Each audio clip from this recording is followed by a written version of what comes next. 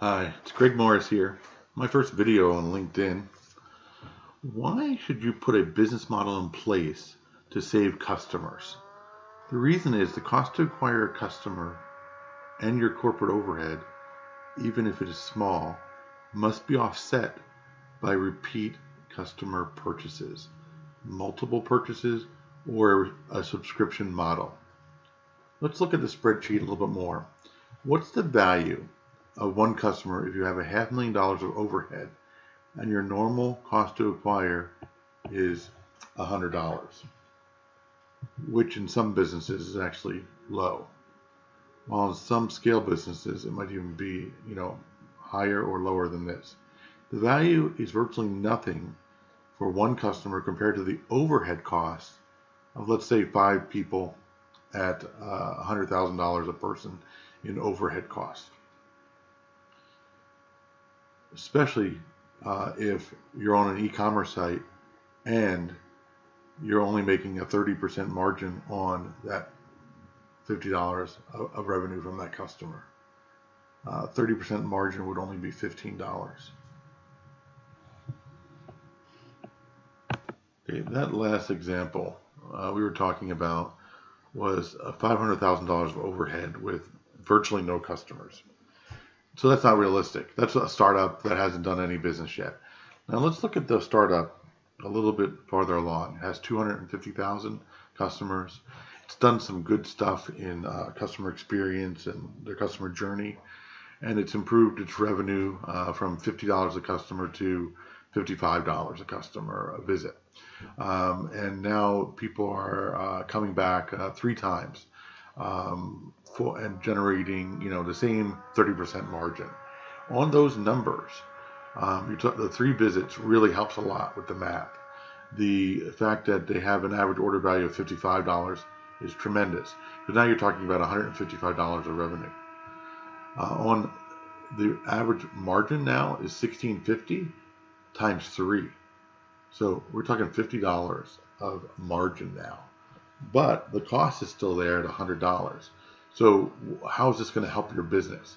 It's not going to help your business if you keep on acquiring customers at $100 and your margin's only allowing you to have $50 of margin. That means you're going to be losing $50. You take your average acquisition cost of $100, take your margin of $50, you're losing $50. That's what you see right here is your and then your overhead costs. So now you have 250,000 customers. You're talking about, maybe 25 or so people working in the company now, because you're supporting 250,000 customers. Your cost before any major retention efforts are even put into the business is negative. Not your cost, but your profits are negative $15 million. That's a drain on your potential business. You're losing money. A lot of e-commerce sites lose money like this. And what do you do to fix this problem? Well, you have the key levers. You can increase your number of visits. You can increase your average order value. You can increase your average order margin. You could lower your acquisition costs. And you could probably, cut your overhead or not increase it too much. But you still need some people that, support your growing business, right? Key is maybe not too many. So this business has, a loss of $15 million. Is that good or bad? It might be actually perfect if you can do a couple more things. Now, what do you got to do different? Well, let's put some money into retention. Take the same 250,000 customers here, but let's get them to come back 7 times, or maybe auto pay or something like that. So they're on a subscription model maybe. The key is you got to get them to stay longer because you invested $100 in them.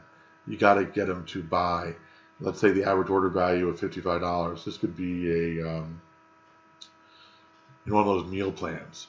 It could be anything with a $16 margin. Keep the margin the same, but you have 7 visits total.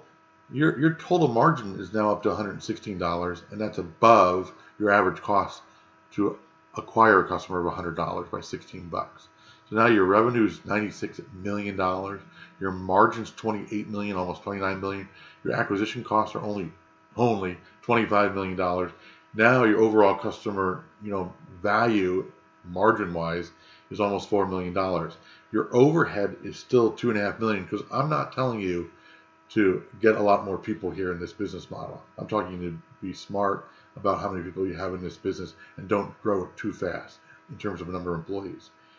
Now you have $1.3 million before retention efforts to basically put into your retention efforts. And that's $5.50 per customer you could spend to save your average customer or to retain them. That gets you marketing dollars to get to that 7 months of tenure or 7 orders from the customer. And it basically brings you to a break-even point. This is what retention does.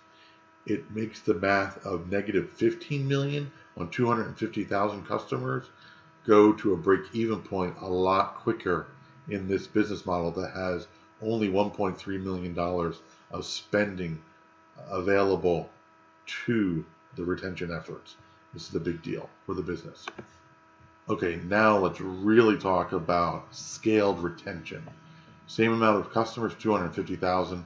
Now you get them to stay and come to your site 14 times with an average order value that's growing a little bit, 10% more. That improves your margin because you're having a higher average order value. And now you're at $254 your total margin. This is huge. 14 visits, 14 months, whatever you want to call it, at that $18 margin gets you $254. That's way above the $100 average order cost. This is the power of investing money into retention, into the customer's not just experience, because that's some stuff that your product guys are going to do, your website's going to do, but putting money back into customer, keeping them and saving them. If we're spending, let's say $10 more per customer, we're allowing $10, that puts our average retention cost of $2.5 million, and now we're generating $33 million of profits for the business. This is not a joke. This is what retention can do for your business. And it can drive compelling offers to your customers. It could provide them to buy over time more average order value or more months. The value of retention is that it brings in a lifetime value that's higher than your acquisition cost and allows you to spread overhead costs over more revenue. The key for you is not to explode your employee costs at the same time you're increasing your retention costs. And also the key is to keep your acquisition costs on par with industry standards or better. I would expect through some of the other articles that I've written on LinkedIn and some of the other work I've done that you should be able to bring down your average acquisition costs as well. This is just a quick look at retention though, so that's why I kept acquisition costs kind of constant here. And I think this is a valuable lesson for any business owner, any business manager, any executive that's looking to expand operations. Look at the retention department. Look at its value. And look at how its value equates to bottom line and top line revenue growth. Thanks, everybody.